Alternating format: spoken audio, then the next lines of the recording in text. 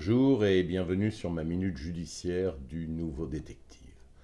Aujourd'hui, je vais revenir sur les circonstances d'un drame absolu, révoltant et malheureusement si courant.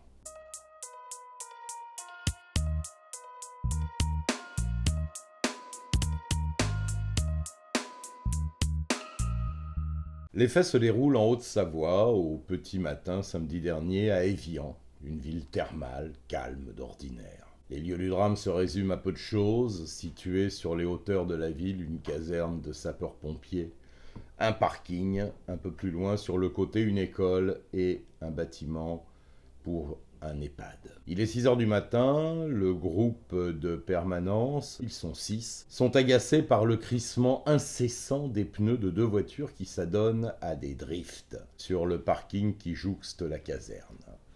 Les hommes du feu en uniforme vont à la rencontre du petit groupe et leur demandent de cesser leur petit jeu qui fait beaucoup trop de bruit et dérange le voisinage. Retour à la caserne quelques instants plus tard, persuadés que leur intervention a mis un terme définitif au trouble. Les 2 voitures continuent de plus belle à déraper dans un vacarme insupportable.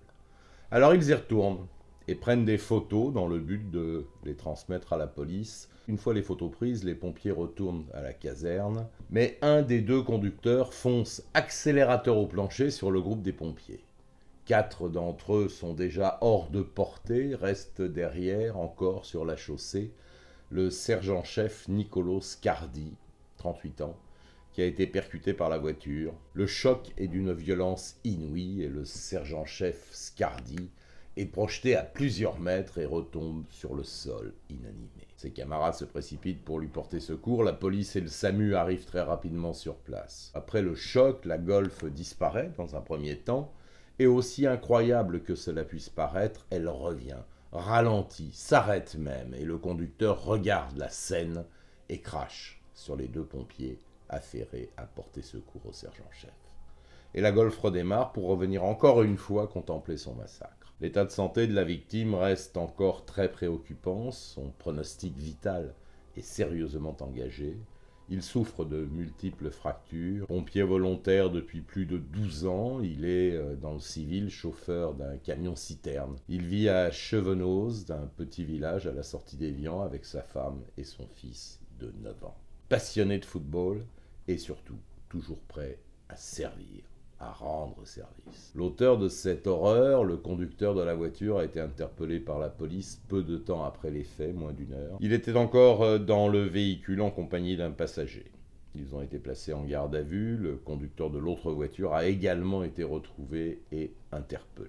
Le profil du suspect est pour le moins inquiétant. Charlie, 19 ans. Ce jeune homme est, vous vous en doutiez, très défavorablement connu des services de police. Arrêté à maintes reprises pour conduite sans permis, il se livre également à un petit trafic de stupéfiants local, et ce depuis l'âge de ses 16 ans. Il figure de multiples mentions sur ses antécédents, une condamnation de 18 mois de prison, où il n'aurait effectué que 6 jours sur cette peine, le reste ayant été aménagé sous forme de bracelet électronique. Sans emploi, sans formation, bien sûr, il doit comparaître en juin pour conduite sous l'empire de l'alcool.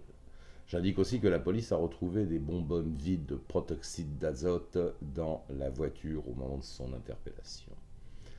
Un drame de plus à l'heure où la justice envisage de prendre des mesures afin de désengorger les prisons face à la surpopulation carcérale, mais les ministres à la fois de l'Intérieur et de la Justice ne semblent pas d'accord. Au contraire, ils envisagent de durcir le régime actuel et de mettre en place des mesures plus efficaces sous forme de courtes peines, et surtout de les faire appliquer. Bruno Retailleau souhaite une politique pénale qui assume les sanctions.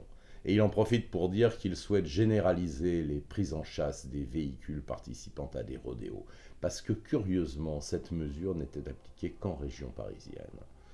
Le ministre de l'Intérieur souhaite l'étendre à l'ensemble du territoire, ce qui me semble être une bonne idée. S'en prendre à les pompiers, dont le métier est de porter secours, assistance et de sauver des vies, souvent d'ailleurs au péril de leur propre existence, pour moi, reste incompréhensible et surtout inacceptable. Et j'en profite pour adresser une une forte pensée à la famille du sergent-chef Niccolò Scardi. Voilà, c'était ma minute judiciaire du nouveau détective. Je vous dis à la semaine prochaine pour un nouveau dossier.